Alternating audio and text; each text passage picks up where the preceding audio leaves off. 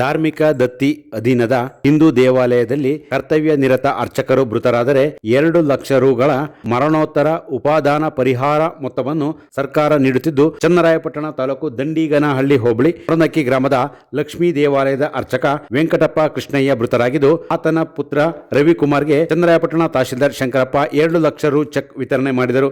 ಈ ವೇಳೆ ತಾಲೂಕು ಹಿಂದೂ ದೇವಾಲಯ ಅರ್ಚಕರ ಸಂಘದ ಅಧ್ಯಕ್ಷ ಒಳಗೇರಳ್ಳಿ ಶ್ರೀಧರಮೂರ್ತಿ, ಉಪಾಧ್ಯಕ್ಷ ಪುಟ್ಟಸೋಮಯ್ಯ, ಕಾರ್ಯದರ್ಶಿ ರಾಮಚಂದ್ರ ಸೇರಿದಂತೆ ನುಗ್ಗೇಹಳ್ಳಿ ಹೋಬಳಿ ಅಧ್ಯಕ್ಷ ಹೆಗ್ಗಡಿಗೆರೆ ಸುದರ್ಶನ್ ಹಾಗೂ ಬೆಲಸಿಂದ ಅನು ಹಾಗೂ ಇತರರು ಉಪಸ್ಥಿತರಿದ್ದರು. ದತ್ತಿ ಇಲಾಖೆ ವತಿಯಿಂದ ಏನು ಮುಜರಾಯಿ ದೇವಸ್ಥಾನಗಳಲ್ಲಿ ಮತ್ತು ಇತರ ದೇವಸ್ಥಾನಗಳಲ್ಲಿ ದೇವಸ್ಥಾನ ಪೂಜೆ ಕಾರ್ಯ ಕೈಗೊಳ್ತಾರೆ ಅಂತ ಅರ್ಚಕರಿಗೆ ಅವರ ಕರ್ತವ್ಯದಲ್ಲಿದ್ದಾಗನೇ ಪೂಜಾ ಕೈಕಾರ ಅಥವಾ ಕರ್ತವ್ಯದ ಮೇಲೆ ಇದ್ದಾಗ ಏನು ಆಕಸ್ಮಿಕವಾಗಿ ಮರಣ ಆದಲ್ಲಿ ಅಂಥ ಒಂದು ಅರ್ಚಕರಿಗೆ ಸರ್ಕಾರದ ವತಿಯಿಂದ ಹೊಸದಾಗಿ ಪ್ರತಿ ಅರ್ಚಕರಿಗೆ ಅಂತ 2 ಲಕ್ಷ ರೂಪಾಯಿ ಸಹಾಯಧನ ನೀಡೋಕ್ಕೆ ಆದೇಶ ಆಗಿದೆ.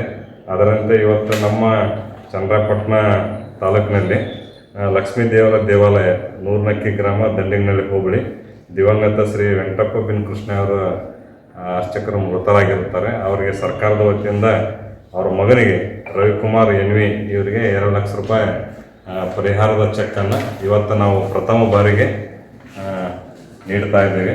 ಸೊ ಅದು ಸರ್ಕಾರದ ವತಿಯಿಂದ ಬಂದಿರೋದನ್ನು ಅವ್ರಿಗೆ ಹಸ್ತಾಂತರ ಮಾಡ್ತಾ ಇದ್ದೀವಿ.